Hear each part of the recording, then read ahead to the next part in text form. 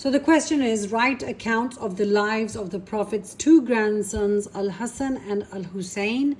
We're not going to answer this right now. We're going to be answering B part.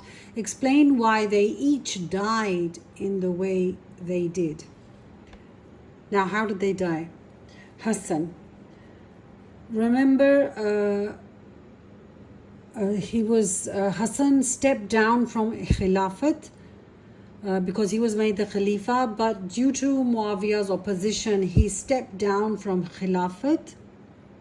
Why did he step down from Khilafat? So that civil war would not break out. And remember, the Ahl Bayt were never politically, they were not politically thirsty. They were not thirsty for, a political position ever. What they were guiders, they were spiritual and religious guiders always. So for Hassan to step down, it was no big deal for him because it was not his gain. What he wanted was to guide people to the right path because he wanted to carry on his grandfather's mission. Now, some people did not like they objected to his stepping down. But how did he die? He was poisoned by his wife Judah, right? It is said that he had a suspicious death. Some people claim that he died after an illness. Some people say that he was poisoned by his wife, and the people who say that he was poisoned by his wife is said that his wife was incited to poison him by Muawiyah. It was Muawiyah's plot. Why did Muawiyah plot to poison Hassan when Hassan had already stepped down?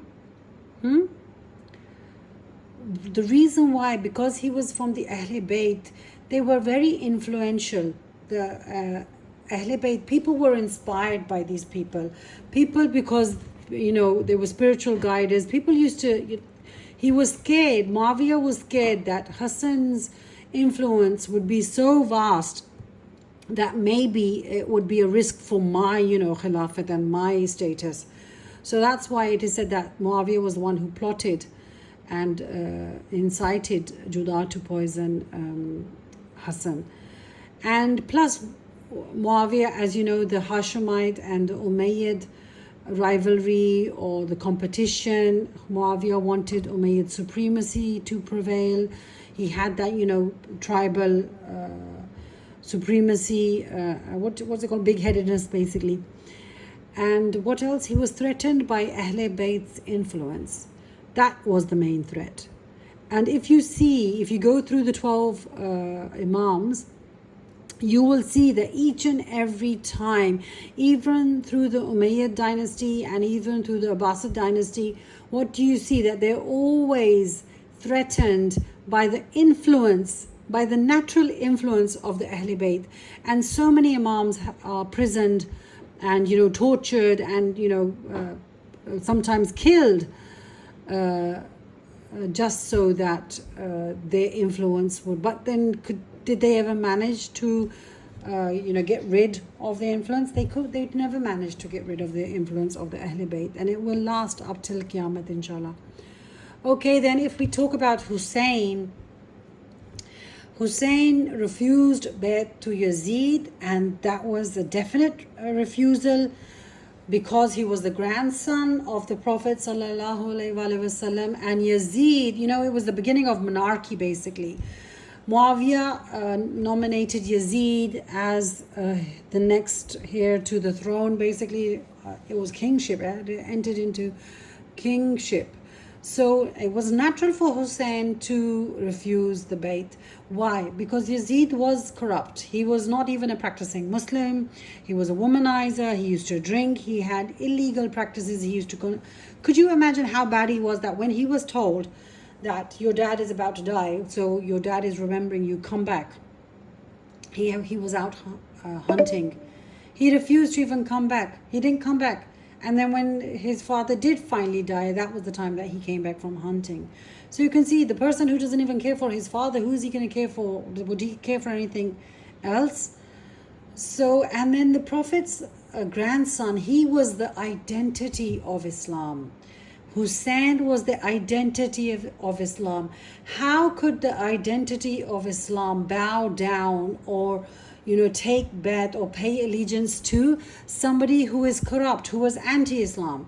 So is it near to impossible for the bet to ever take place? And then remember, the way Hussein was martyred was that he was called by the Kufans to come to Kufa because they were mistreated by the governor of Kufa. When he reached Kufa, the Kufans deceived him. They claimed that they didn't invite him there, and it was a drastic environment and drastic situation occurred after the Kufans' deception. And you would think, sometimes common Muslims, they think that why didn't Muslims oppose to Yazid's army at that time when they were about to, martyr or assassinate Hussein? Because the Muslims' faith was weak. Each and every Muslim, when they did not object to the martyrdom of Hussein, that shows that the Muslims' faith at that time was very weak. They recognized that what was happening was wrong, but they didn't speak up.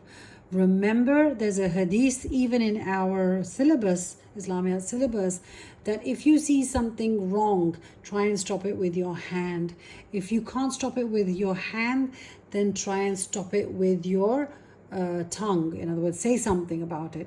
And if you can't stop it with your tongue, at least acknowledge in your own mind that it is wrong.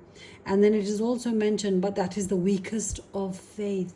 Every single Muslim saw that what is happening is wrong, but they were at the weakest state of faith at that time. Nobody could negate Yazid at that time. They could not negate his zulm.